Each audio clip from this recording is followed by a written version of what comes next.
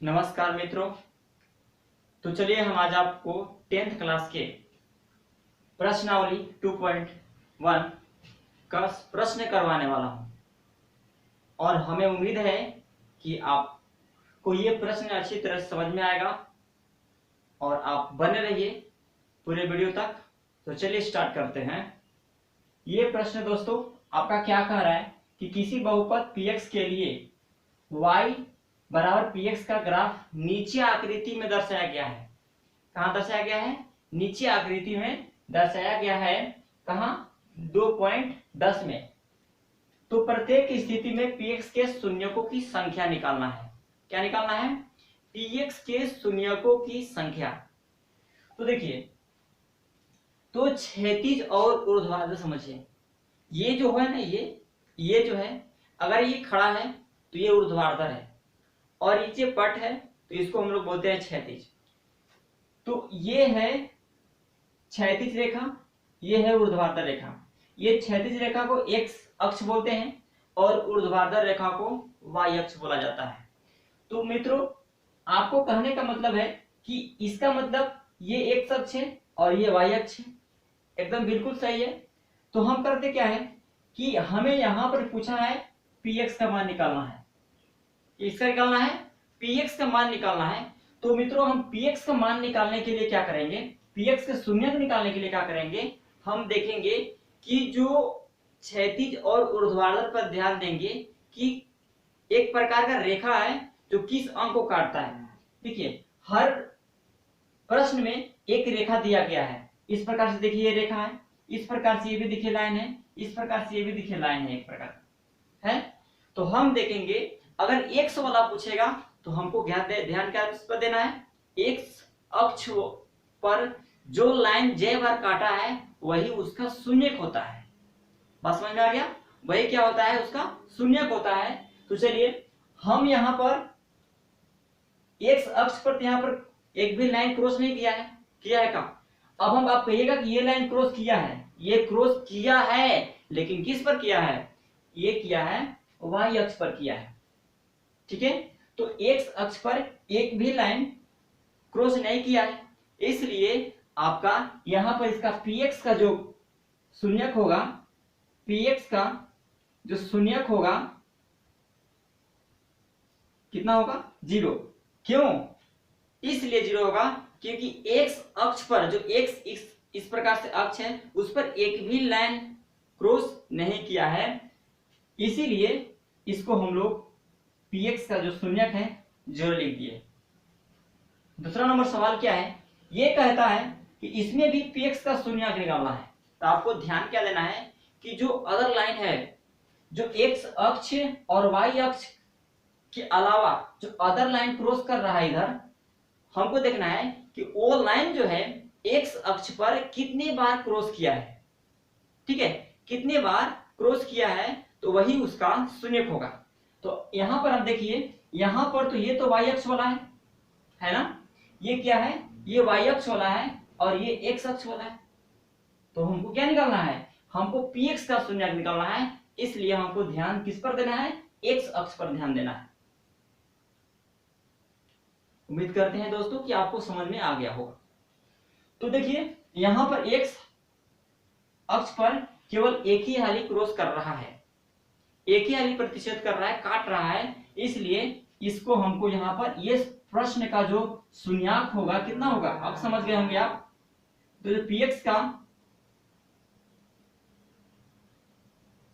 शून्यक होगा वो मात्र 1 होगा। ओके फ्रेंड, तो चलिए हम चलते हैं अगला प्रश्न की ओर। अब आप ये बताइए इसका आंसर कितना होगा? जल्दी से बताइए। तो चलिए इसका आंसर देखते हैं। हमको क्या निकालना है? px के शून्यक निकालना है। कितना इसका निकालना है? px का शून्यक ज्ञात करना है। तो px के शून्यक कैसे ज्ञात करेंगे? तो px का शून्यक ज्ञात करने के लिए हम देखेंगे कि ये जो अदर लाइन है x अक्ष और y अक्ष को छोड़ा करके, ये जो अदर लाइन है वो जो है x अक्ष पर कितने बार क्रॉस कर रहा है। समझ में आया? तो x अक्ष पर कितनी बार क्रॉस कर रहा है हम ध्यान देते हैं। तो देखिए एक्स अक्ष पर एक यहाँ क्रॉस कर रहा है, एक्स अक्ष पर यहाँ पर देखिए क्रॉस कर रहा है, एक्स अक्ष पर यहाँ भी क्रॉस कर रहा है। कितने बार हुआ? मात्र 3 बार। कितने बार हुआ? 1 2 3 बार हुआ। तो यहाँ पर देखिए ये तो होगा नहीं, क्यों? क्योंकि ये y अक्ष है ना। तो हमको y अक्ष से मतलब नहीं है, हम किससे मतलब है? x अक्ष से मतलब है। तो यहाँ पर देखिए 1 2 3, तो कितना होगा मित्र? यहाँ पर जो इसका आंसर होगा फ्रेंड ये होगा आपका 3। तो आपको समझ में आ गया इसका आंसर px का शून्य कितना हुआ? कितना? 3। अगर इसमें पूछिए y अक्ष का शून्य कितना होगा, py का शून्य कितना होगा? py का शून्य आपसे कोई पूछ दे तो py का जो शून्य होगा ये मात्र 1 होगा। क्यों? क्योंकि एक ही बार y अक्ष पर क्रॉस कर रहा है ये लाइन, ये जो लाइन दिख रहा है ये एक ही बार क्रॉस कर रहा है, इसलिए इसका आंसर 1 होगा। अब बात कर लेते हैं इसमें, तो इसमें y अक्ष का शून्य कितना होगा? तो इसमें py का शून्य कितना हो जाएगा? तो py पूछे तो हमको ध्यान किस पर देना है? केवल किस पर? y पर ध्यान देना है। तो आपका जो बुक में है, जो 10th क्लास का बुक का जो सवाल है, केवल px का शून्य दिया हुआ है। अगर आपसे कोई पूछे कि py का शून्य कितना होगा, तो उसी के लिए मैंने ये आपको बता रखा है, उसी के लिए बता रहे हैं, ठीक है। तो यहाँ पर कितना हो जाएगा? py का शून्य जो है आपका मात्र 1 होगा, क्योंकि ये y अक्ष पर एक ही वाली क्रॉस कर रहा है। इसमें आप देखिए तो y अक्ष पर इसमें भी एक ही वाली क्रॉस कर रहा है, इसलिए py का शून्य इसमें भी कितना हो जाएगा? कितना होगा? मात्र 1। क्यों? क्योंकि एक ही बार काट लिया। तो चलिए हम चलते हैं फिर अगला सवाल की ओर। हम आ गए हैं आपका सवाल नंबर, मैंने इससे पहले 3 बताया और 3 और 4 5 6, मतलब यहाँ पर 6 नंबर तक मैंने राइट कर लिया है। तो आपको देखेंगे यहाँ पर आप देखेंगे कि px का शून्य यहाँ भी निकालना है, px का शून्य यहाँ भी निकालना है, px का शून्य यहाँ भी निकालना है। उम्मीद करते हैं कि आप समझ गए होंगे, और समझ गए होंगे तो आप इसको बना भी लेंगे। फिर भी मैं आपको हेल्प कर देता हूं। चलिए, तो px का शून्य निकालना है, तो चलिए हम शून्य निकालते हैं। तो कितना हो जाएगा शून्य? ये आपका हो जाएगा कितना? आपका हो जाएगा यहां पर देखिए x के जगह पर कितने बार क्रॉस कर रहा है? बताइए, x के जगह पर कितने बार क्रॉस कर रहा है? तो x के जगह पर आपका जो है मात्र, यहां देखिए x, एक यहां पर एक यहां पर, कितना बार हुआ? मात्र 2 बार हुआ। कितना बार हुआ? मात्र 2 बार। तो जब मात्र यहाँ पर 2 बार हुआ, क्योंकि x अक्ष का पूछा है ना, जब x अक्ष का पूछा है तो केवल हमको x अक्ष पर देखना है। px का शून्य बोला है तो मात्र हमको x अक्ष पर देखना है कि जो अदर लाइन है x और y अक्ष के अलावा वो x अक्ष पर कितने बार क्रॉस कर रहा है, काट रहा है। 1 और 1 2, यहाँ पर कितना हो जाएगा? इसका आंसर 2 होगा। इसी प्रकार से py का शून्य देखिए, तो जो अदर लाइन है यहाँ पर वो y पर तो एक बार भी क्रॉस तो नहीं कर रहा है, ना। तो जब एक बार भी क्रॉस नहीं कर रहा है तो उसका शून्य कितना होगा? 0। ये तो सीधी सी बात है। और इसी प्रकार से इसमें देखिए कितने बार क्रॉस कर रहा है जो अदर लाइन है? 1 2 3 4, कितने बार हुआ? 4 बार हुआ। तो px का शून्य कितना हो जाएगा?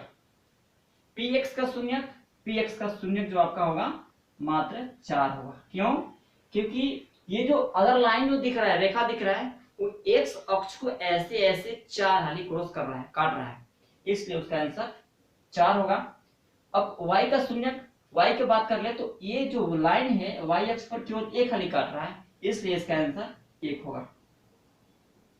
आपको बार बार बता रहे हैं कि ये py का शून्य हमको नहीं निकालना है। किताब में ऐसा 10th क्लास की बुक में नहीं दिया हुआ है, तो आप हड़बड़ाए नहीं, ये मैं आपको सीखने के लिए बता रहा हूं, ताकि अगला आदमी अगर आपसे कोई पूछे कि py का शून्य कितना होगा तो आप वहां उसको अच्छी तरह से बता पाए।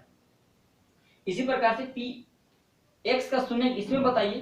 तो देखिए एक हाल यहाँ क्रॉस कर रहा है, एक यहाँ पर 2, केवल टच कर रहा है, एक ही बार काट रहा है, ठीक है।